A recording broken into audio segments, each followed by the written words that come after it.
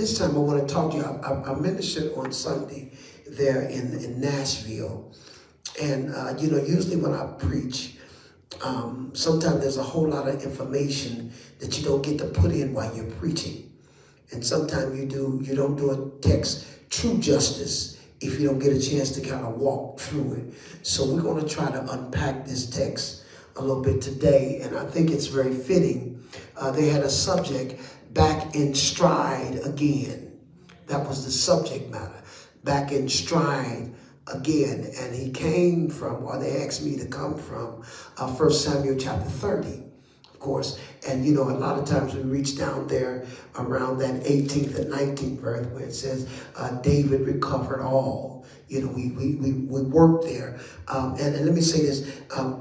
Anytime, this will help some of you preachers, something. I got this from Bishop Moore, and I thought it was extremely wise. He said, if someone invite you and they have a theme, you kind of do them injustice if you don't talk about their thing, because they prayed over it and they sought God for it. And so I learned that from Bishop Moore, and I appreciate that. So that's what I would usually do, unless they tell me you don't have to preach the theme, just preach whatever God gave you. But usually I try to do that. So when they gave me the theme, back in stride again, I needed to find out where did they get out of stride. Are you following me? See, in order to get back in stride, there has to be something to knock you out of stride. And so then I have to look up the word, what the stride means. And there were several definitions, of course, but you got to find, anytime there's a word that has more than one definition, you have to find the definition that fits the text that you're using or the position that you want to use that word in. All right. So the word that came up was a cycle of a locomotive movement, almost like a horse. You know, you're rocking and you're going. There's a rhythm. There is a stride.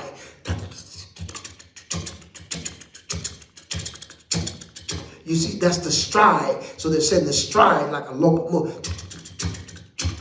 You see what I'm saying? And so something can get it up when you go. Well, that ain't the good stride. You understand? And they say like a horse, you know, when he gallops, he has a wonderful stride there. And it also means, one of the second definition of it meaning in this particular portion, it said the most effective natural pace. And I think each of us have a certain stride about ourselves, you know, the way we walk. Some folk may not see you, but they look, ain't that so-and-so? They can tell by your walk. Older people used to call it their gait. You know, when they're walking, you know, some folk, they know me by my gait because I'm a little old man. So, you know, I kind of walk a certain way. And one person was like, wait a minute, what ain't that? I can tell by his walk. That's got to be Paige. You follow what I'm saying? They saw me at a distance and they couldn't remember my name, but they remember my gait. You know what I'm saying? So again, there's a stride. So as I will approach the text, I was wondering what caused David and them to get off stride. If you're going to use that text, you know, if somebody give me a subject, I really got to find out how can you use it properly. Because, you know, a lot of times we will come up with subjects and you scratch your head, what in the world did I have to do with what this text say? You know what I'm saying? You know, running from the Lord, and just say somebody might say, my subject is running for Jesus, and then it comes, the Lord is my shepherd, I shall not want. Now, what in the world does Lord is my shepherd, I shall not want have to do with running for Jesus?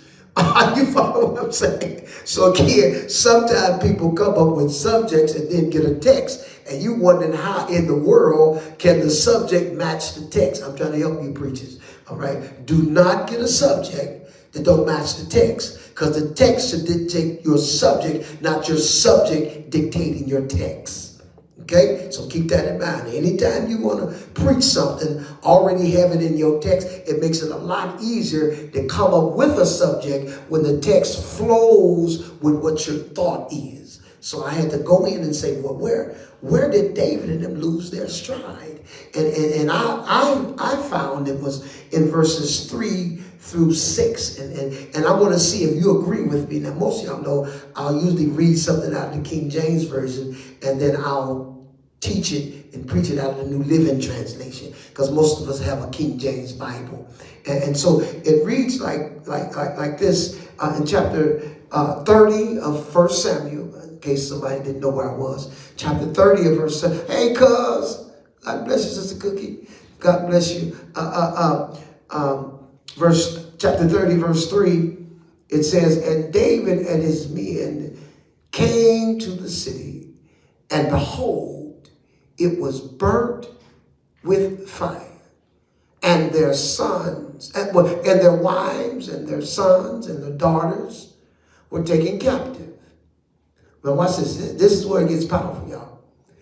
Then David and the people that were with him lifted up their voices and wept until they had no more power to weep. Y'all got that? Then it says verse 5. And David 2 wives were taken captive. Anohim, the Jezreelite,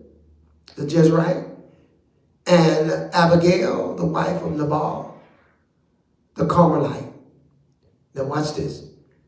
And David was greatly distressed, for the people spake of stoning him, because the soul of all the people were grieved, every man of his son and for his daughter. And you see the colon there. That means stop. This was a difficult, they hung out there a while. They hung out in that grief for a while. They thought about this. They said, man, we need to kill this joker here. Do you see what done happened? Man, we devastated. Now, watch this. It says, but David encouraged himself in the Lord. Or David encouraged himself in the Lord his God, period. I said that for a reason. Sometimes you gotta say, I'm gonna worship God anyway, period. I'm gonna have the victory, period. I'm not gonna let the devil make me fall, period. You see, because he got the colon in the middle where they were so messed up. Okay, you gonna stop there, I'm gonna stop here. Y'all catching that? See, the colon, they stopped with being mad and want to stone him and grieve. Okay, that's what y'all stop. But David said, I ain't going to stop there. I'm going to stop. What am I going to stop? I'm going to stop encouraging myself in the Lord. That's where I'm going to stop at. I ain't going to stop where y'all stop. Let me tell you something. Sometimes when you're on the road, you can't stop where everybody stop at. Some folk want to stop at Avenue of Defeat. Some folk want to stop at Circle of Depression. Circle of denial. You got what I'm saying? Some folk want to hang out on Boulevard Doubt. Come on, am I talking right? But look here, I'm getting ready to go to Praise Place. Come on here. That's my destination. Worship. Come on here. Worship City. You know, I'm talking right. You don't let nothing. There may be times you got to yield. Come on here. And there may be a stop sign there for a moment. But stop signs and stop lights don't mean you stay there forever.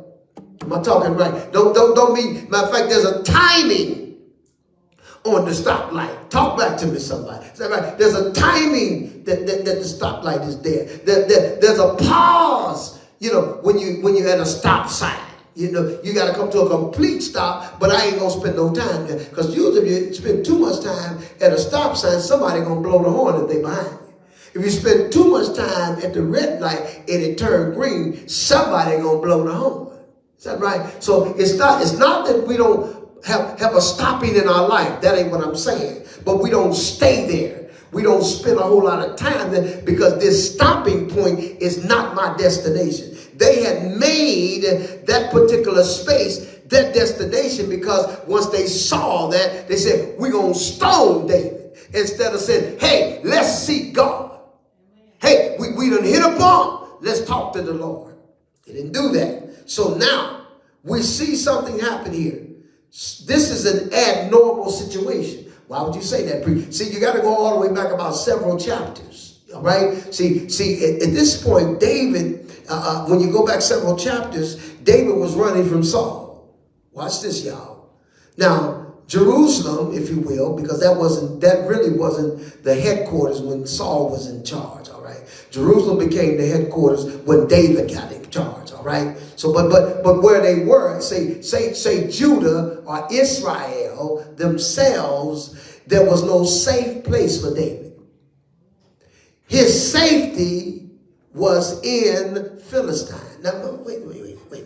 You mean to tell me I'm safer in the enemy's camp than I am in my own camp? Oh, God, help me. Do y'all see this now? Huh? David was safer in the enemy's camp. Now, what do you mean? That's the same place and the same people he killed Goliath. Goliath is from the Philistines, but they welcomed him. Now, he killed for Judah, and they trying to kill him. Oh, y'all ain't caught this. See. Sometimes your enemies can be better friends than your friends. Oh, God help me. Sometimes, because see, and I said this when I was teaching, I said, it wasn't your enemy that introduced you to dope. Talk back to me. It wasn't your enemy that introduced you to alcohol. It wasn't your enemy that introduced you to that man that wasn't no good, or that woman that was terrible. It wasn't your enemy that did that. That was your friend. Come on, it was your friend, as I said on Sunday, that taught you how to puff and pass. Come on. It was your friend that taught you which finger you're supposed to take and dip in the snort and go. Come on, your enemy didn't teach you that. It was your friend that taught you how to drink and get out there and carouse. It was your friend that taught you how to go to the clubs and which clubs to go to and which areas to hang out. Your enemies didn't teach you that. So again, sometimes your enemies can be better to you than your friends, because sometimes your friends do stuff your enemies wouldn't dare do. Talk back to me. Am I talking right? So you look at them like, girl, if you weren't my friend, do you know I've been to put you somewhere where nobody can find you? Huh? But the enemy went, no, we don't fool with him. No. But David was safer in the enemy's camp than he was in his own. Now, what happens when David get there, y'all? Does he let the Philistines change him? Does he let the Philistines influence him? Oh. You would think, because they welcomed me. My own people don't want me. I guess I'll hang it. No. Because David still had a call on his life. He wasn't called to be the king of the Philistines. He was called to be the king of Israel. Not just Judah, but all of Israel. Because remember, it ain't divided yet, y'all. It ain't divided. It doesn't get divided till Rehoboam. Y'all got me? It ain't even divided with Solomon. Solomon is the reason that it got divided. Y'all catch that? Rehoboam was just a pawn in the whole thing. He told Solomon before, he said, I'm going to split this kingdom now because you done cut the food, and I'm going to give it to your servant. He going to get it. See, sometimes you got to be in the right place at the right time doing the right thing. You ain't got to fight for elevation. You ain't got to knock nobody down. You ain't got to put nobody down and dog nobody out and go behind somebody's back. You ain't got to do that. Just stay faithful. And God will be faithful to you. Oh, yes. So David, the safest place for him is in the enemy's camp. Then you mosey on down. All right. So now, Israel and the Philistines are getting ready to go to war. Now, when they reach this point, David has been in the Philistine area for over a year. When you get to Ziklag, between a year or so, because the whole term in Ziklag or in the Philistine was a year and 4 months. Y'all got that? About a year and 4 months was the whole time that he was in the Philistine area. So you can kind of measure, maybe right in here, he's probably at least a year. Maybe at least a year he was already there. So, and then while he was there, he was pilfering or plundering the enemy. God help me. And then they would ask him, where you get all this stuff from? He said, I went over there in Judah and got some of them people. See, sometimes God will put you in the enemy's camp to take their stuff. God help me. See, we always think they taking our stuff. David, it was like inviting a wolf to a sheep festival. Now, y'all catching me here. David is sitting among all these folk that he can read. And guess what he does? He doesn't leave no witnesses. He killed every village he sees. He killed everybody. Why do we keep leaving witnesses of our enemies? We ain't talking about friends. David went, so nobody can come back and say, you know, David is raiding in y'all own backyard, y'all. He have been killing folk, and so they don't know who's doing it. But the Amalekites have a reputation of going and raiding places. So they have no idea that David is the wolf among sheep. They have no idea that David is the one that all these little pockets of cities that have been tore up and all their stuff have been taken, David got it. And he didn't get it in Judah. So sometimes you might want to, when the enemy think he got you, you might want to survey what he got and then go take it. Y'all ain't saying instead of letting him throw you down and run you around town. You might want to survey it.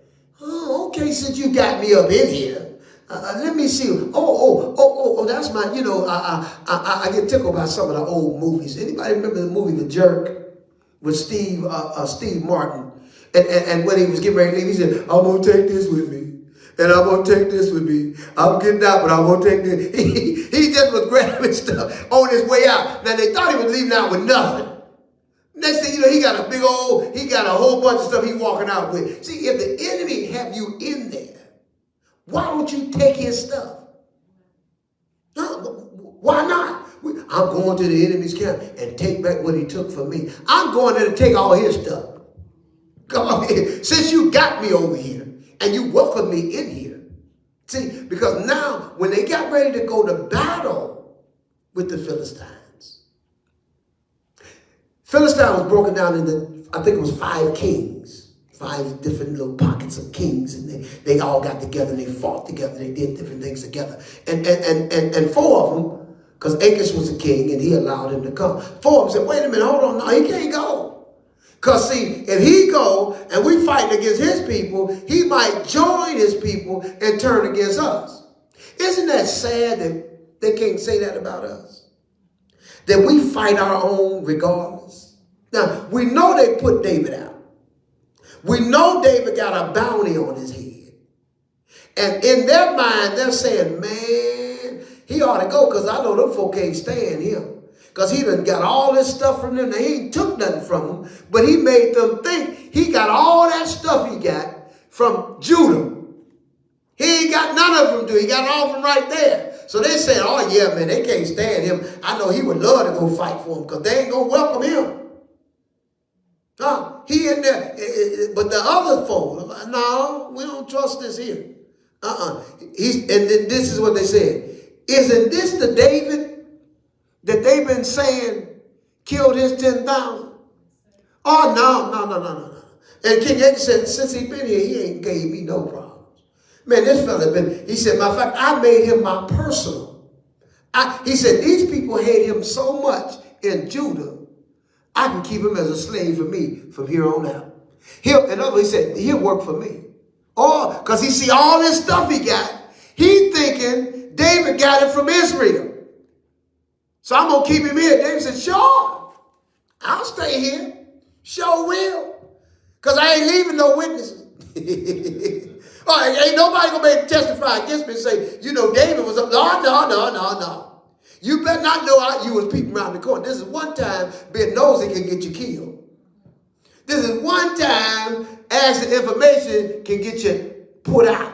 Come on in. If you don't believe me, after all this, when you start watching David, when that person came back and told David, I killed Saul, David killed him. Being nosy and coming back. That's what we get. Don't kill the messenger. Oh, yeah, David killed the messenger. Yeah. And he didn't kill Saul. No, he didn't. He wasn't nowhere around. But he lied. Thought he going to get in. You ain't got to lie to get in with folk. You ain't got to do nothing sneaky to get in with people. You really don't. You either in or you're not. Come on here. And you ought to accept where you are and do good where you are. If I never get in the in crowd, don't mean I ain't no good person. Matter of fact, if I don't get in the in crowd, don't mean I'm not better than what I'm trying to get in. Y'all ain't saying that now. See, sometimes they don't let you in because they don't want to be exposed. They ain't as high up as they say. Yeah. Sometimes they want to keep you in the shadows because, see, if you bust out, they're going to say, wait a minute here. Why y'all done had that back there all this time? We done lost all these games and you had this joker sitting up in here that can play better than your starters. You ought to be ashamed of yourself. So they want to keep you on the low.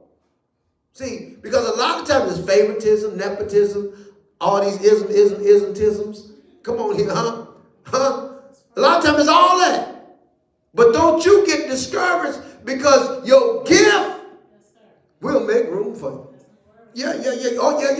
They can't deny because God has set it up, but one day don't nobody show up and you got to do it. And all you got to do, I just told a bishop not long ago, he was elevated to a wonderful high position. I said, Bishop, listen, be yourself. Don't let the position think you got to do something extra because you didn't get there for the extra. You got here for who you are. You understand? See, sometimes we think we have to do something extra because we got something extra. No, you got where you are because of who you are, not because of what you're going to become. Now, the new position may open up new doors for you to be greater. But don't go in thinking you got to do something because that's what you done. It's almost like this. You passed the 3rd grade to go into the 4th grade. Come on, is that right? So you're already in the 4th grade because you passed. So you ain't got to try to do nothing to get in the 4th. Is that right? You ain't got to perform. I got to perform like a 4th grader. No, you don't. You got to perform like a 5th grader. Y'all ain't saying that. When you get in the 4th grade, you got to start performing like a 5th grader, not a 4th grader. That's right. You don't perform like no 4th grader, even though they give you 4th grade work. Or do they? Ain't saying because if they only did like that, it wouldn't be right to give you college courses in high school. Come on here. No. Some of the stuff they take in high school, they take in college. You understand what I'm saying? So don't let nobody fool you that you working on the level that you're on. No. You done passed it. I'm on this level because I'm qualified to be here. I'm working for the next level. If there's new level, new devils, come on here. Y'all hear that? New level, new devil. In every game you play, every level, watch this, has a bonus something that can whoop everything on that level. Y'all ain't saying that. Huh? You don't get the bonuses in the... Sometimes, watch this. This is what I said on Sunday. Sometimes the game will give you a bonus early. But you got to know when to use it. Y'all ain't saying... Woo, God help me. Y'all catching me here. Sometimes it'll give you a bonus early. And sometimes we spend bonus weaponry on simple stuff. So now when you got to the level where you need the bonus, you ain't got the bonus. Because you done wasted because you had no patience. Come on here. You had no love. You wasn't gentle and kind. Come on here, on the levels that you should have been able to walk right through, without using this big bonus, because in some games, they got one thing that'll blow up everything at one time. On every level, they got something that'll just, you ain't got to do a whole lot of playing. Just blow up everything. Sometimes we get on a level we can win with our eyes closed, and we use that one bomb. Then you get on the level where you're sure enough needed. Come on here. And now you can't move and you stuck on that level. So then guess what you got to do? You got to buy it. Y'all ain't saying it. Trivial stuff. They didn't speak to me. What? You going to let that stop you from, they was talking about me. And was it true? And if it was, fix it. Y'all ain't saying nothing to me here. If it's true, fix it. So they ain't got nothing else to talk about. You don't stay there. You don't let nobody hold you back because something they said that you. Everybody ain't lying on us now. Come on here. Everybody ain't lying now. Folk do lie, but everybody ain't lying saying the same thing now. Come on, everybody ain't lying. So what you do, you own up and fix it. That's all. Yeah, that was me. What'd you say? That was me. It ain't me now. Yeah, and some folk want to stay in the wars of your life. Oh, that's a good message. Get out the wars of your life. Come on, is that right? I was there. He was a sinner. Yes, she used to smoke. She used to. Was. Get out the wars. Let me stand in the ears. Come on, is that right? Huh? Let me stand. But I ain't doing it now. I am saved. This is the ears. I got the victory. This is the ears. Huh? See, you don't want me to live in the ears. You want me to live in the was. Huh? What I used to be. All of us used to be some. Paul even said, such as some of you. Come on here. How you going to sit there and brag you did the same thing? How you going to look at somebody down and you was the worst sinner of them all? Come on here, huh? You smoke more dope than they can grow. Come on, y'all. Come on, and you up there talking about somebody because now you got a little Holy Ghost on you and you walking right now. Huh? Here, you drunk more than a fish, and fish don't drink water, but that's a good analysis we try to use because it's in water. You follow what I'm saying? But yet you going to talk about somebody. Come on here, huh? You slept with everybody and everything. God help me up in here. And you can take that with male and female. Y'all ain't saying nothing. And now all of a sudden you want to act like you the Virgin Mary. The only way you going to be a Virgin Mary if it's a drink. Y'all ain't saying that. Praise him. Glory to God. Come on. You sort of ain't it in reality. Come on, that's the closest you're going to get to marry. A drink. And I ain't never drank before. I don't know what it is. I think it's what they call it, Bloody Mary or something. I think they got a drink out there called a Virgin Mary. I don't know. They got something out there. I'm sure they done made up something somewhere. But I don't hang out at the bars to find out. Anybody here know? Oh, okay. I was setting you up. I'm sorry. I was setting you up. I just want you to say, oh, yeah, it's called, what you doing in there? How you know? I was setting y'all up. I wasn't going to do you like that. Sometimes I get y'all. And say, you know, what's them songs out there? It's how you know? What they doing in the club? How you know? You been there? So I set you up every now and then, but you know, we have a little fun. All right. So again, now we see. So David is doing well. He done knocked off all these people, right?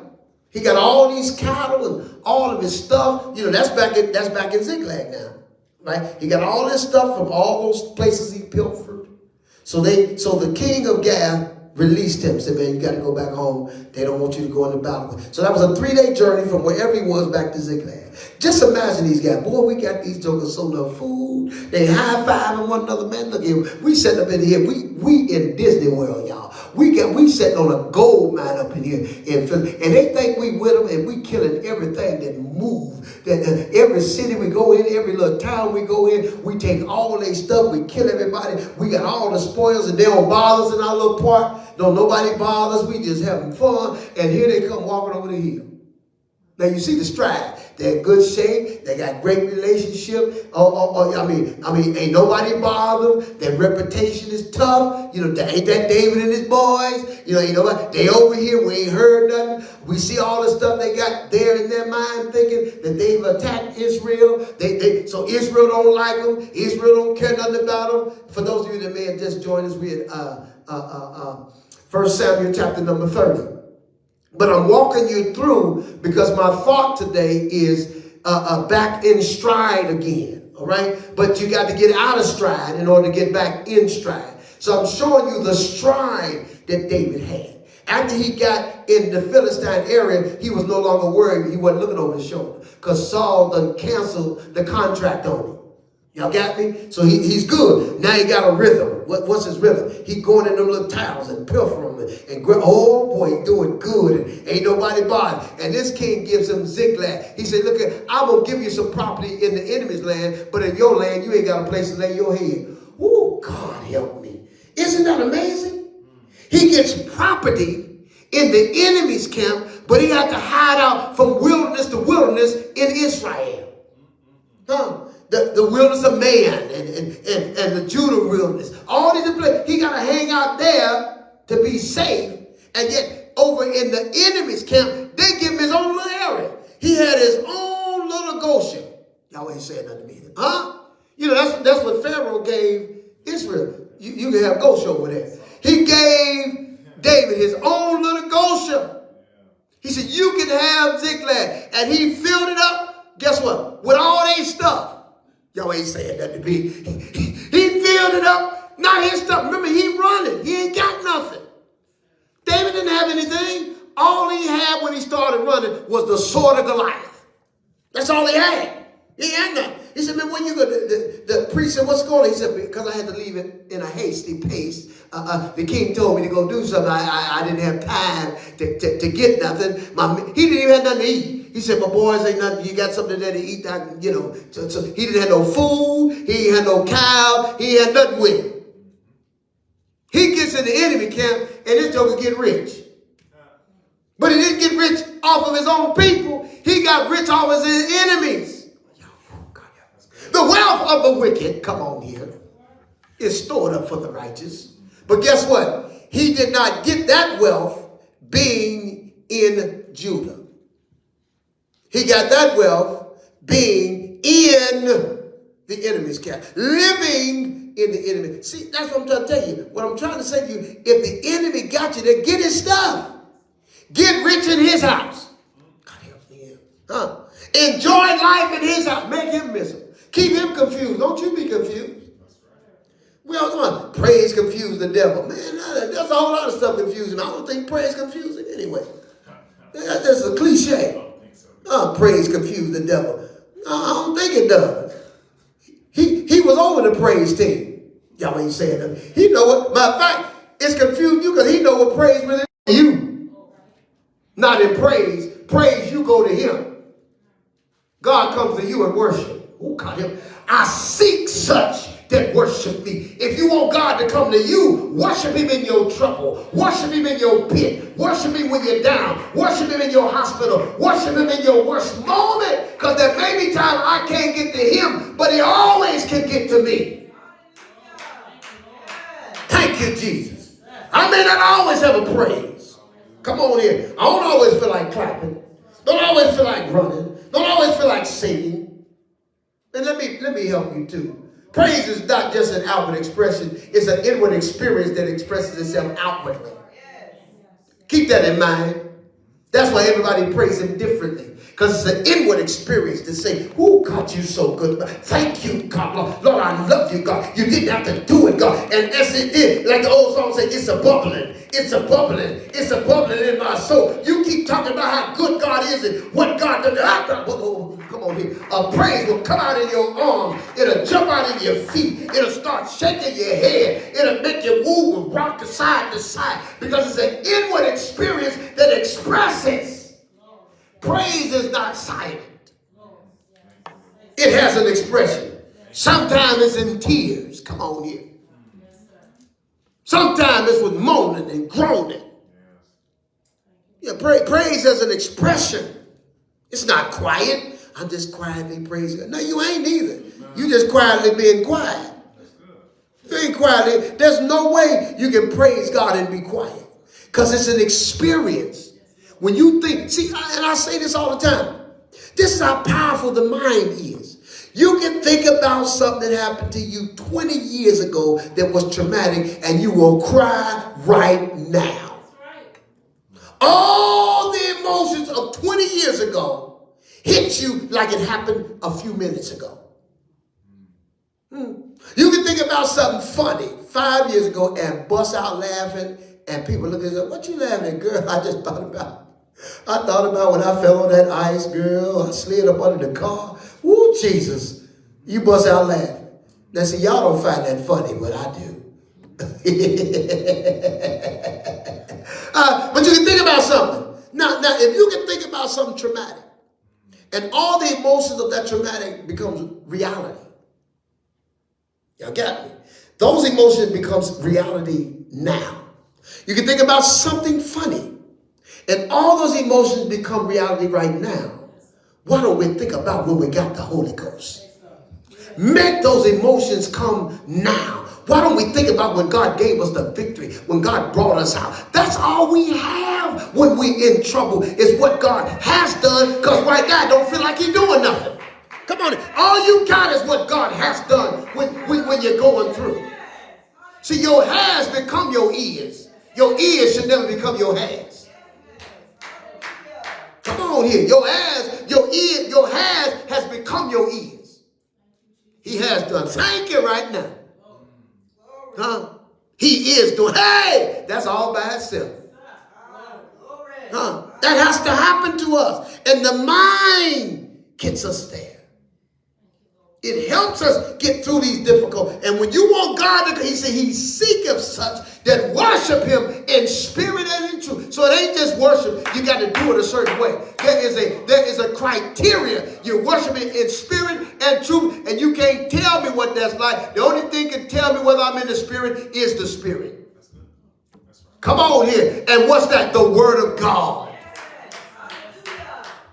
Just because I don't shout like you and move like you and hallelujah, thank you, Jesus. Oh, that don't mean I ain't worshiping him because I don't do like you. Come on here. See, one of the stigmas you have is the African American church are praisers and the Caucasian church are worshipers. That's what they try to make like. That all they songs is worshipers and all we do is jump, hop, and skip. I'm worshiping too. I just worship him differently. You can't say because I'm hopping and running around the church I ain't worshiping. No, you can't say that. You can't say that because he said seek himself. They work in spirit and I'm in the spirit and I'm in the truth. You can't tell me what I'm doing. You can't tell me. No. Look here. Slow drag and fast dances, you still dancing. Y'all ain't saying that. Come on, you can't tell me I ain't dancing. I am. I'm just slow drag. Come on here. Is that right? Come on. I was going to say, can I get a witness? But I don't want you to respond to that. Come on here. See, because the church one dance so bad, now they got us line dancing. Y'all ain't saying that. Ain't nothing wrong with line dancing. Okay, all right. That's on you. I don't judge folk, y'all, because you got to answer God for yourself. You got to answer for yourself. That's your business. If you can do it, God bless you. I was out there on the ocean. They was out there just a line dancing. Get the. I'm standing on the side looking, Now, I wish I could. I tell you what I would love to do. I would love to be able to do the waltz. I would love to be able to do the waltz or some of the little romantic dances they do. Oh, yeah, I would love. Man, you ain't gonna catch me out there. No. As much as I would like to.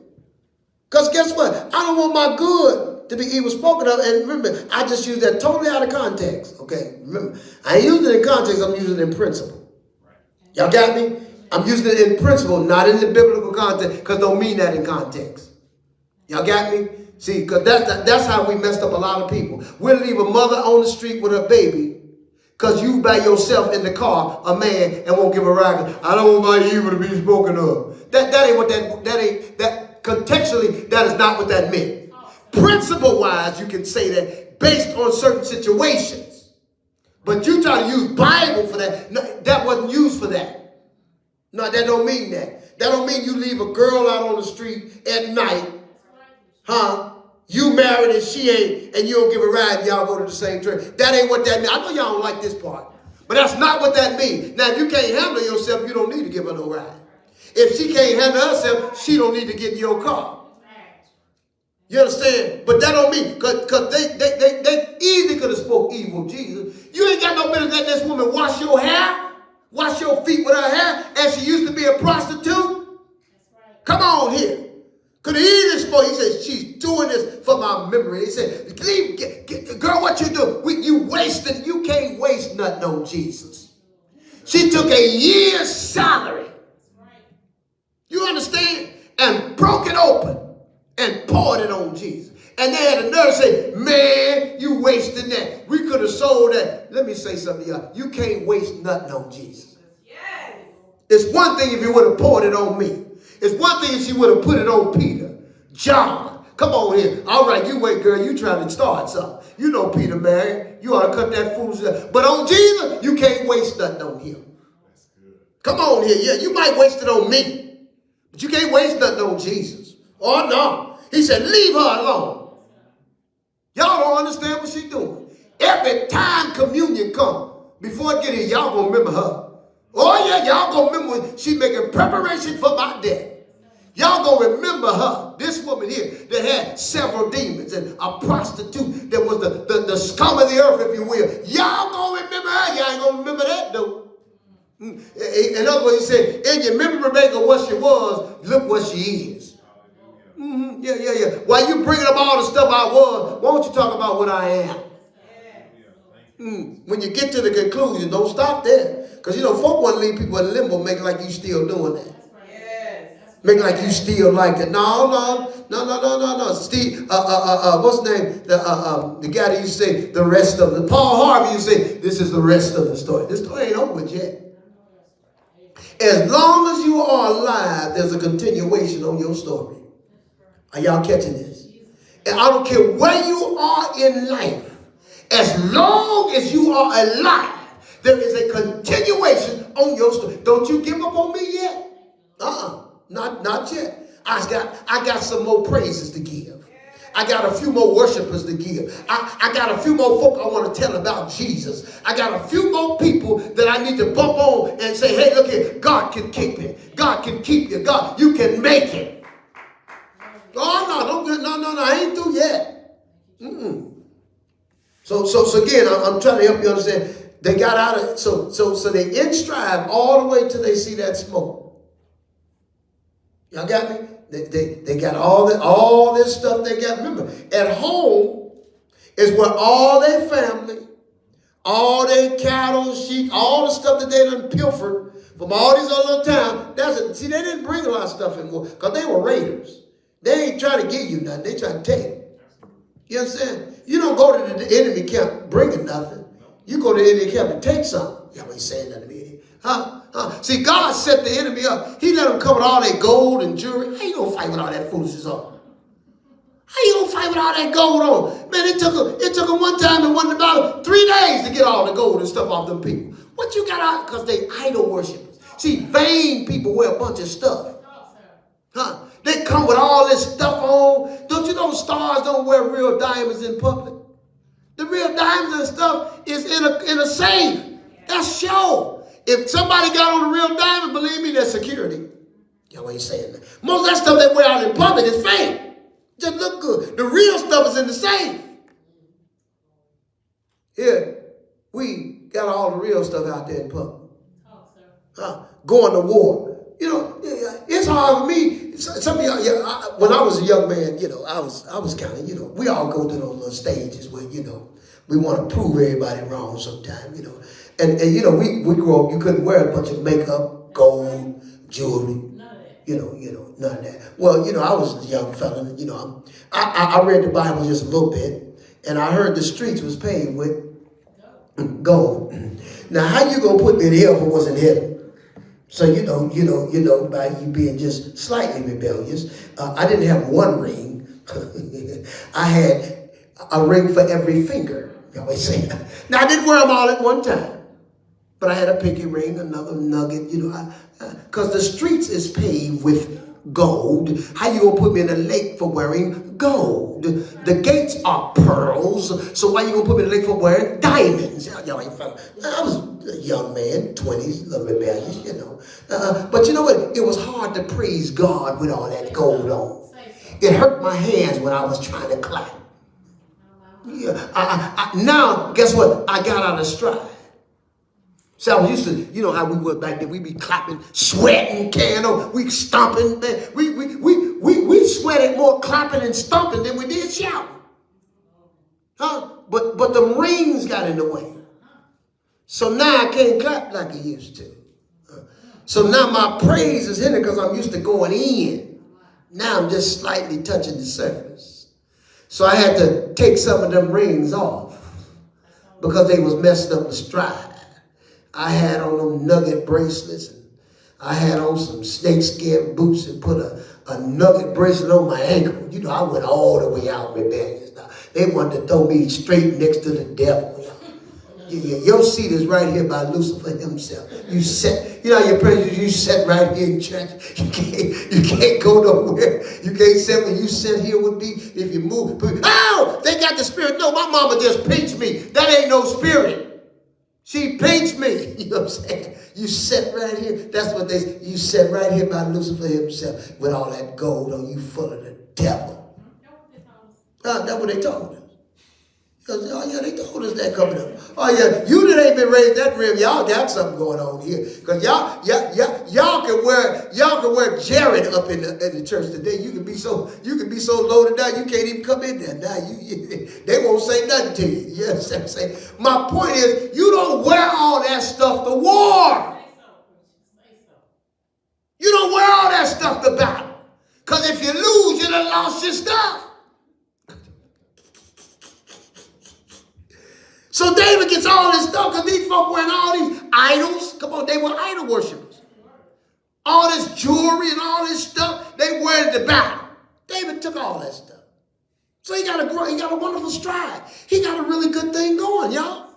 I'm over here, ain't nobody bothering me. I got my own little ghost over here. Got my own little spot called Ziklag. My family living good. My men happy. We the baddest thing. And we sitting up here in the enemy's camp taking all their stuff and they ain't got a clue.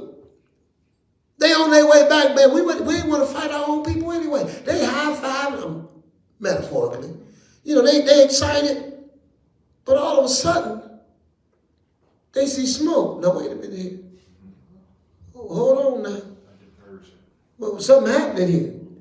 The stride's slow up, y'all. The party is leaving now. Now, they see it burn. They know how they left every city. No witnesses. Now what comes back to their mind, what they done to other folk. Anybody been there? When trouble comes to you, the first thing you think, I guess I'm reaping what I'm sowing. Come on, is that right? We know what we did to other people. And the Amalekites, man, they were cruel.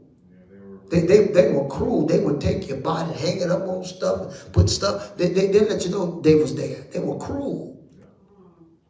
Watch this. God made the enemy do something abnormal. They didn't kill nobody. Ooh, God help me. When God is on your side, he'll make your enemy do something abnormal. He'll make them feed you when they wanted you to starve. He'll make them give you a ride when they wanted you to walk.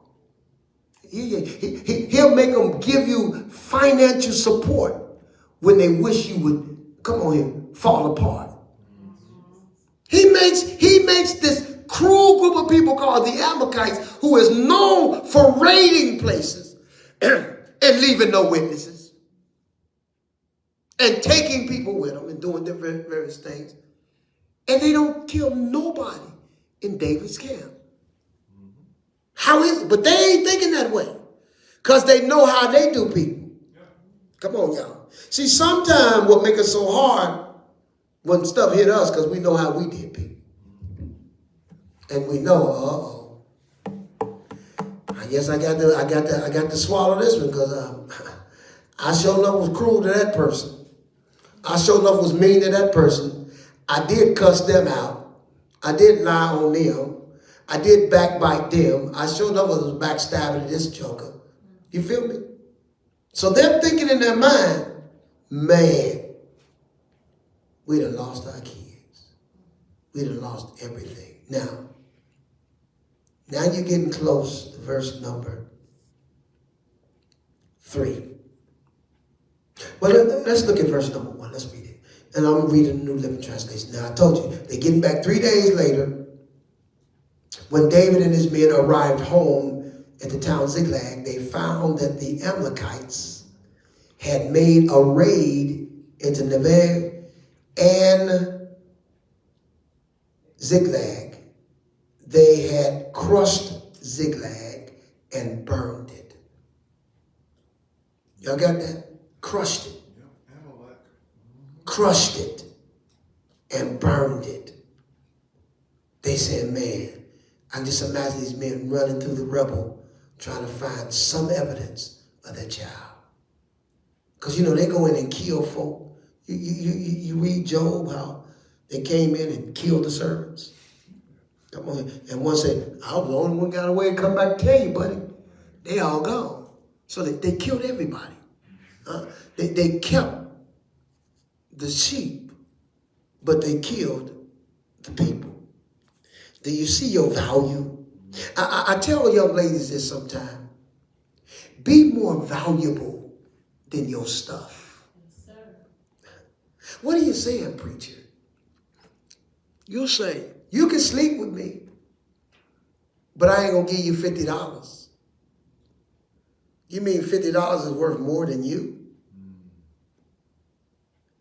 I ain't going to let you drive my car, but you can sleep with me. You mean to tell me your car is worth more than you? Be more valuable than your stuff. Take the car. But baby, you don't get no cookies. That's off limits. Be more valuable. That way he can't buy you. He can't woo you with stuff because you are more valuable than the stuff he offers. And a lot of times girls get caught up with that they don't realize they're demeaning themselves for stuff. He bought me some shoes. He got me a gold ring. He let me stay at his house. You don't need no man to get a house. Get credit and get your own house. You don't need no man for no car. Keep a good car and get your own car. Huh? You don't need them for that. It's wonderful if they do it. But I ain't in need like that you going to get my stuff. Are you feeling me? Be more valuable than your stuff. Then you'll find yourself. Now, don't get to the place where you say you don't need no man now. See, don't get it twisted. I don't need no man. I get my, that ain't what I'm saying. Come on. I said you don't need a man to get a house. I didn't say you don't need a man to get a house. Y'all hear me? You don't need a man to get a house. I didn't say you don't need a man to get a house. You see, it's how you put emphasis on stuff. It's the motive behind what you're doing. See, that's all I'm saying. There's two things. One thing you sure enough need a man and a woman for. Come on here. You can't get a baby by yourself. And he can't either. Y'all ain't saying, we ain't talking about adoption. I know you want to be smart. I know you're smart, Ellen. I know you ain't talking about foster children. No, I know you're smart, Ellen. I know you're trying to be slick. But when you come to a natural phenomenon, the way God designed it, we need each other. And we don't need each other just for that. We need each other for companionship, compatibility. See, when and watch this, this really gonna make you mad. Because Adam was the best thing Eve ever got. Oh, God help me. We always say the opposite. But God didn't take her to the monkey. He didn't take her to the cow. He didn't take her to the giraffe. And he showed her, I don't care how much you act or look, he showed up, didn't take her to the gorilla. Some of y'all might act like a monkey. And you might look like a monkey. But you didn't come from a monkey. He took her straight to the best thing in the garden. What was that? His image. Why? Because that's where she came from. See, she came from the best, so she went back to the best. Y'all ain't oh God. See, they want to make you good by yourself. You ain't get here by yourself. God didn't bring you from something separate. You didn't come out of something. You came from what was good. So if a man ain't no good, hello, somebody. Talking about he ain't nothing but a dog. Baby, I hate to break the news to you. Dogs don't date cats. Oh, shama. What do dogs date? Other dogs. Oh, Lord, don't get mad at me. Don't cut me off. Dogs don't date frogs. Dogs date dogs. If I'm a dog, bow, wow, wow, yippee, yo, yippee, yay. Come on here. Huh? You got to watch. Now, I'm not calling nobody no names. Don't misunderstand me. What I'm saying is, what she came from, that's what she went back to. She ain't come from no monkey. She ain't come from no fish. She ain't come from no cow. She ain't come from no dog. Y'all got me? If she came from the best, he took her back to the best. That's how she became the best. You got me? Yeah. She was the last thing that God created. But Adam, watch this, was the last thing he created out of nothing. Let's say he came from the dust, but, you know, y'all know what dust do, don't you? It makes you sneeze. Dust ain't good for nothing. The world he made out of nothing. Everything else he makes out of something. Y'all got me? Eve come out of something. She didn't come out of nothing. Y'all got me? She came out of something.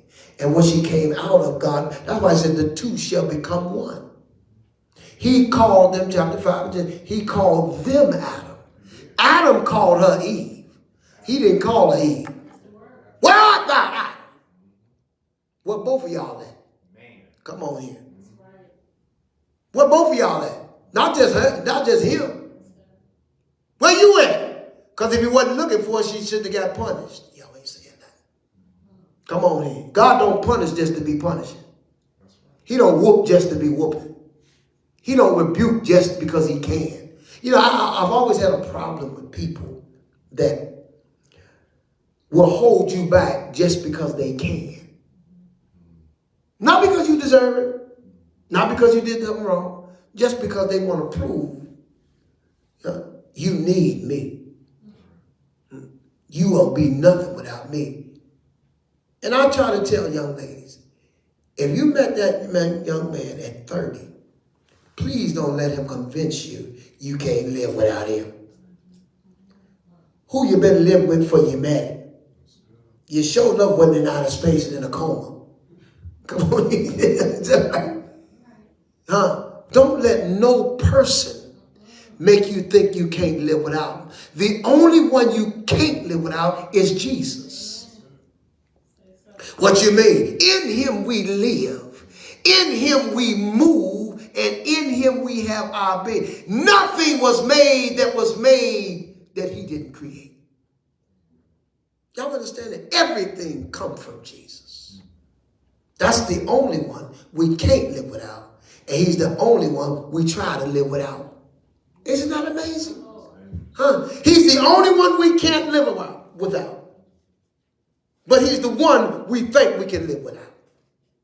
And all the stuff we can live without, we think we can. Oh man, I got to smoke me a cigarette. I can't live without smoking. I can't live without drinking. Man, I can't live without women. I can't live without a man. But yet, we ain't got Jesus nowhere. He is the one thing we can't live without. You can't hardly say that about nothing in this world. You can live without everything else in this world. Jesus is the only, do the math, try it. Well, I can't live without breathing. No, you can't. But he allows you to breathe. Come on here. And you could if he said you could. Y'all ain't saying that. He's God. See, don't put possibility on an impossible God. Y'all got that? It's possible that no. Or it's impossible. Don't put an impossibility on a possible God. There is nothing impossible for God. Nothing. If he wants you to live without breathing, you can. Because he's God. Does it make sense? No, of course not. But guess what? The reason why it don't make sense because he was the breath. God help me. Ooh, God help me. Is that right? He breathed in Adam and he became a living soul. Adam didn't breathe on his own. Breath didn't come out the wind. He did it. That's why you can't live without him. So again, it says they found him in Ziklag and everything was burned now. Now, when they see that, they have carried off the women and children and everything and everyone else without, there it is, killing anyone. You see how the God made this enemy abnormal? Everywhere else he went, he killed. But when he got to Ziklag, hands off. Take them, but don't kill them. Aren't you glad sometimes when the enemy might take your child, but he can't kill him? Take some stuff, but he can't kill it. See, don't write them off just yet. Not all of them. Don't see. Something got to happen for you to write them off. And really, you don't write people off; they write themselves off. They sure do. That's I had a problem when I became a foreman and a boss on the job. I didn't like firing people. Especially our people, because it was difficult for us to have jobs anyway back then. And I really didn't want to fire us. You know, I figure if I keep them on the job, they won't steal. If I keep them on the job, at least they'll, you know, because if people don't have nothing, they're going to steal. And some folks steal just to be stealing, but in my mind said it was, you know, this young man, if I let him go, he gonna steal, he might go out and do something. So I want to keep him. And I brought the conversation to my aunt, and she said, John, you didn't fire, they fired themselves. Right. And that was a, whoa. Yeah, if they don't show up, they fired themselves. If they don't do their work, you didn't fire them. They fired themselves. And I took that principle, y'all got it, and placed it in a lot of places in my life. Like you didn't hurt them. They hurt themselves. That's right. You didn't do that to them. They did that to themselves. Mm-hmm. By the choices they made, by the places they went, and how they treated people. That's right. See, but they want you to think you did it. Right. You put me out. No, I didn't. Your behavior put you out. Mm-hmm. You didn't give me the job. Yes, no, that wasn't me. It was you lying on that application that didn't get you. You fell in that drug test, didn't get you the job. Don't blame me that I didn't give you the job. No. It was you. And a lot of times we do these things. They didn't kill him.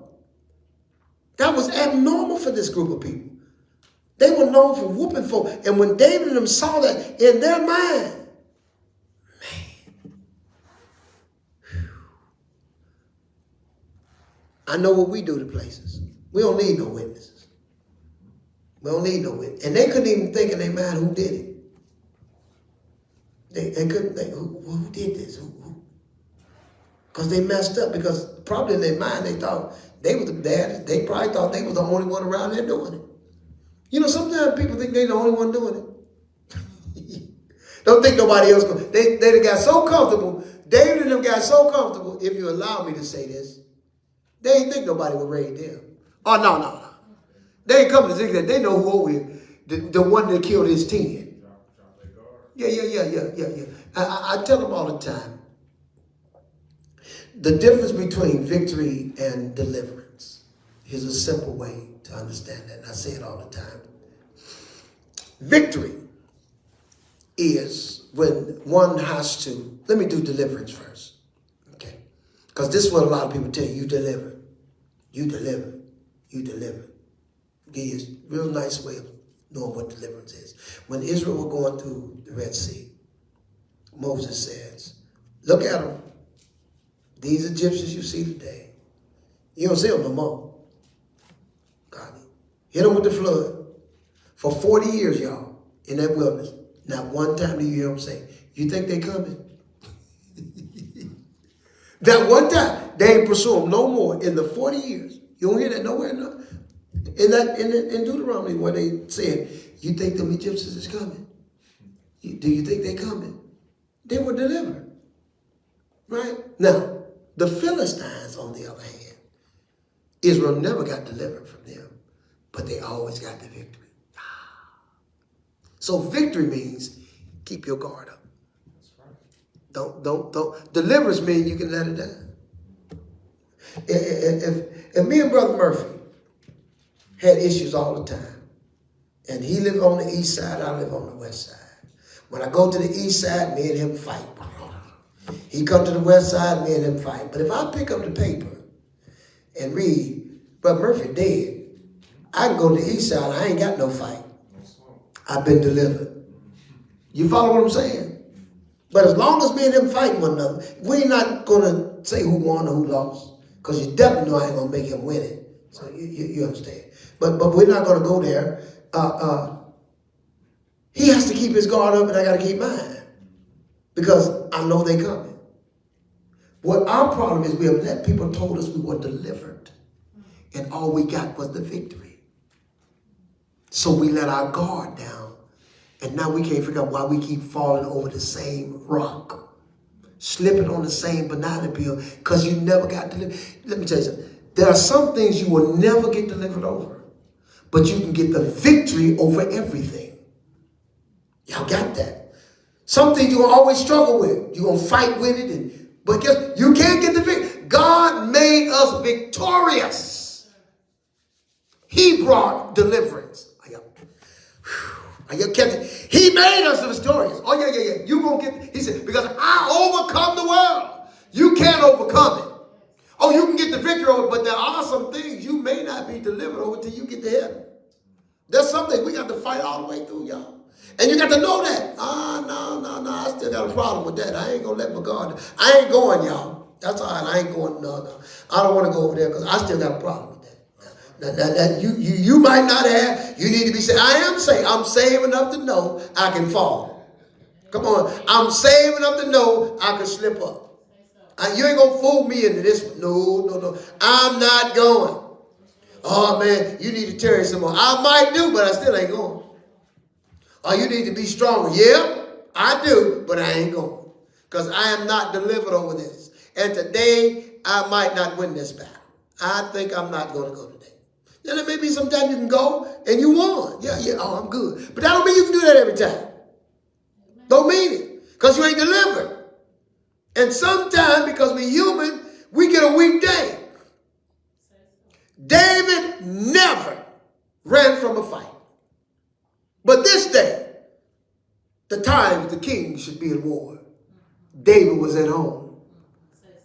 And he was at home during the time Bathsheba took a bath. God help me in here. You're talking about a man that never ran from a fight. You're talking about a man that, hey, it's time to go. Let's go to war, y'all. Let's go. It's the time the kings, he should have been there. He had no business being at home. But he figured, I ain't never messed up before. He been king over 20 years. Ain't never messed up. You could have never made David believe 20 years prior he would have did what he did. Take another man's life for a woman? Oh, no. Can't make him. Now, David, he got any woman he wanted while he was out there. He had 2 wives. Come on, y'all. Run around with him. You know what I'm saying? He don't even have a place to live and he got 2 wives. Come on, y'all. He done took them 2 women from where they live and they run around with him, putting up tents and carrying on. So get women with no problem. Come on here. Why you think Saul got mad? That was the women hollering. He killed, hey, David, with your fine self. Because, you know, they said he was ruddy. Ruddy means handsome, y'all. It don't mean ruddy with like we say. Ruddy meant he was a handsome young man. Looked like he was too pretty to fight. Come on here.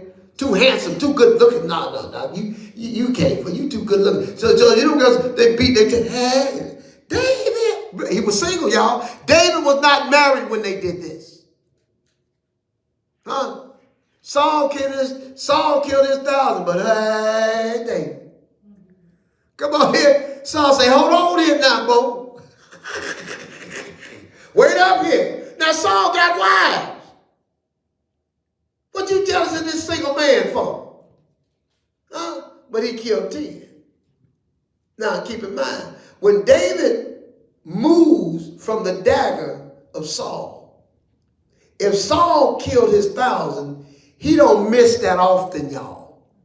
See, that's why I try to slow this down so you can see. It wasn't a fluke that he missed. It was God. God help me in here. Come on here. If Saul has killed 1,000 people, now let's be real. How many in here think you can kill 1,000 folk? I ain't talking about Hollywood movies, y'all. You know, Hollywood will let you kill a whole bunch of people because they wait in line to fight. They don't wait in line to fight in real life, y'all. They don't wait to be sitting in a karate position and then after you hit him, then you run up there and get slapped down. Don't work like that in real life. Okay? So if this man kills 1,000 people, what they exaggerating a lot, that's a lot of folk he done kill. In other words, say, this man can fight. That's what they say. You see what I'm saying? Up close. You got me? He don't miss that often. So when he throws it at David, that was God that let him miss. Okay? See, that's when you get no weapon formed against you shall prosper. See, that's when scriptures like that mean something, when you know you're in the heat of it and it's right there looking you in the face and you move and you know good well you can't move that quick. Some folk have gotten shot and still survived. Somebody got shot less than that and died. You get shot in the leg and die, They get shot in the head and live. Now, that don't even make sense. But it happens. I just was watching Dr. G the other day, and a man shot himself in the head, and the bullet didn't kill him. But when he leaned over the post to jump off, because his head was down, the blood rushed to his head, and that's what killed him. The shot. He could have survived the shot. He shot himself in the head. He could have survived. Now, somebody else shoot themselves in the head, they're gone. You understand what I'm saying? So you can't measure by somebody else. That's right. You measure by your own victory. You can get the victory over everything, but you may not get delivered over everything. Jesus brings deliverance, y'all. See, he delivered us from sin, because you can't get the victory over sin. God help me. By being delivered over it, he got the victory over it. But he wouldn't have got the victory over it if he wasn't delivered over it. Are you hearing me? Yeah. See, the reason why you got the victory over sin, because God delivered you from sin. He don't look to deliver you from it. How did he do that? He never sinned, so he couldn't die.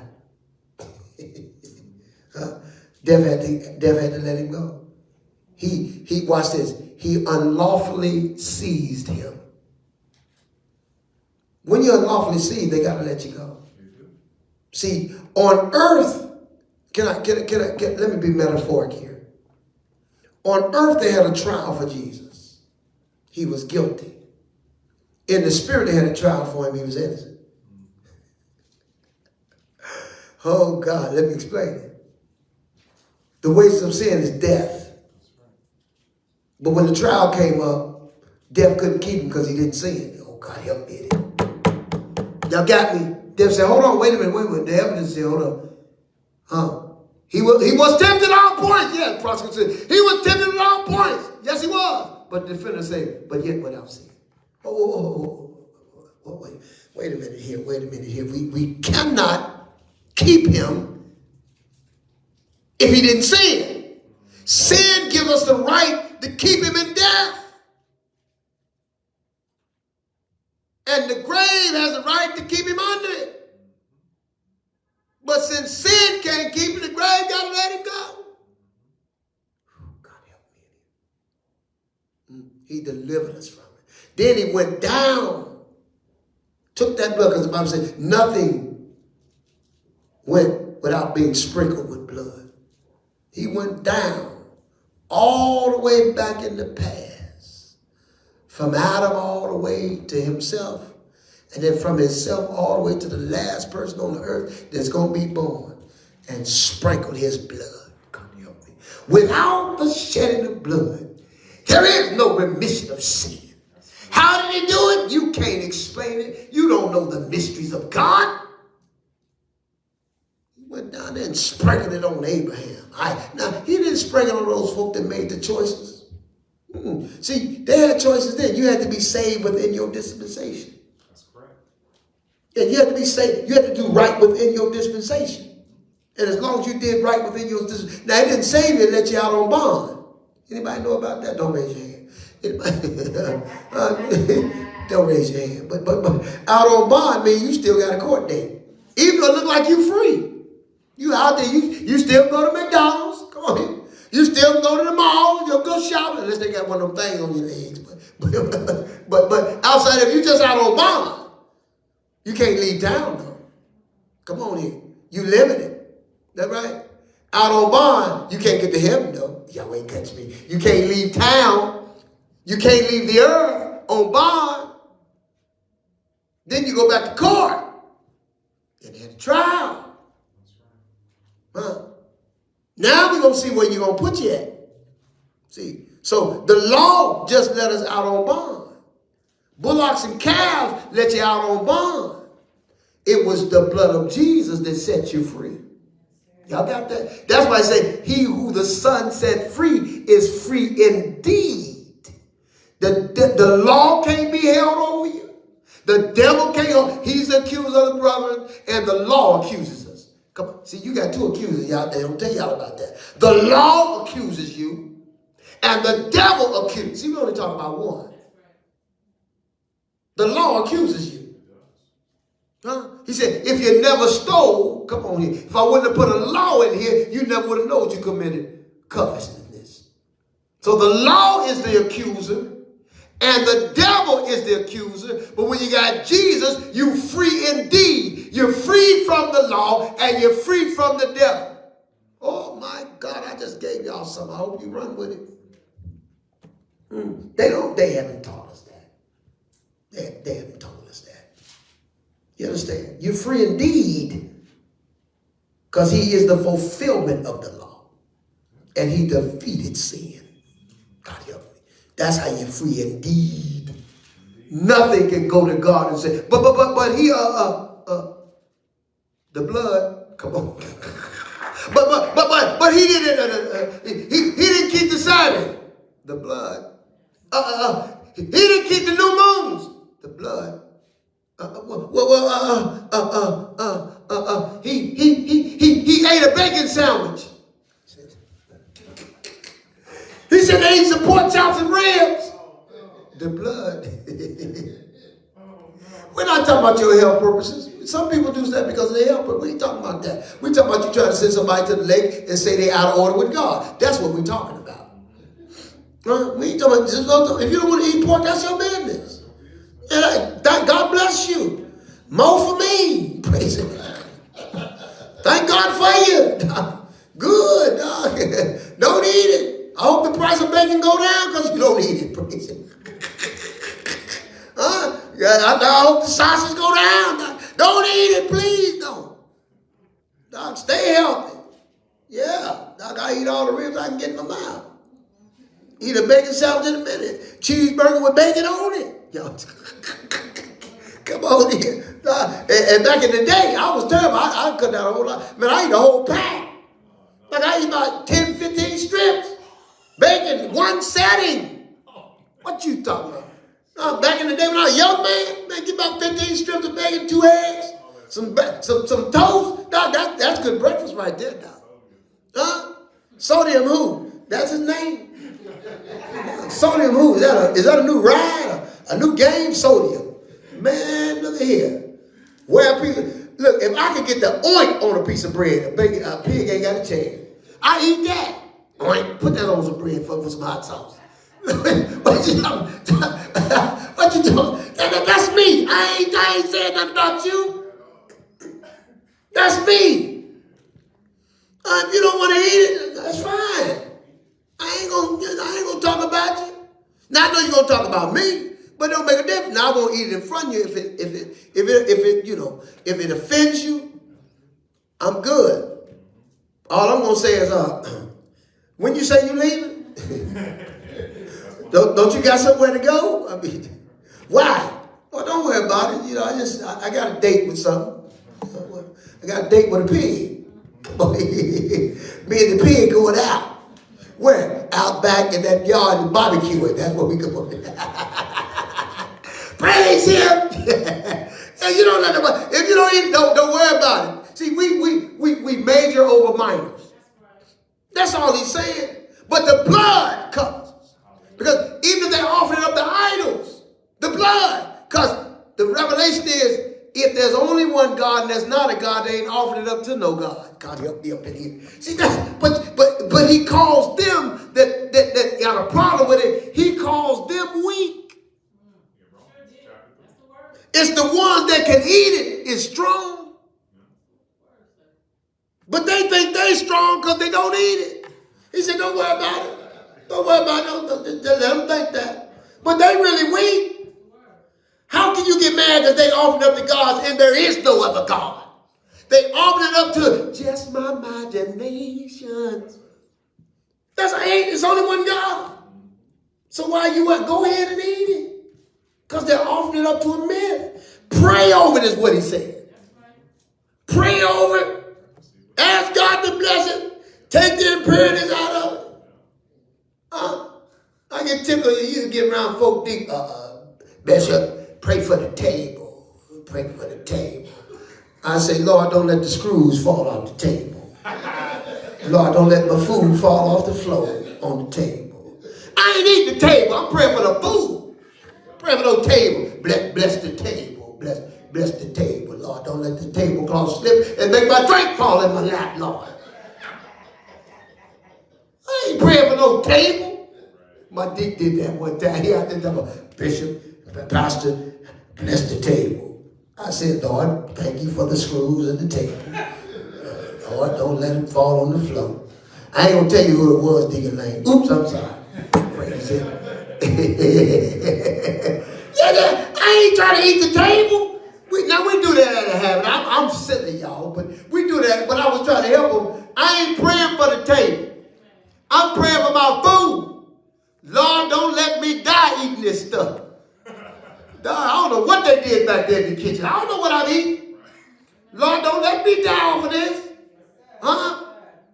Because do you know more people die that eat healthy than they do that don't? Do your research. A lot of them sick. Yeah, a lot of them get sick because they malnourished. But don't tell them I told you. They malnourished. They missing some vitamins and some minerals. But that's on it. But they skinny. And all they gonna say, ooh, don't they look good in that cast? They just so skinny. Come on here. That's right.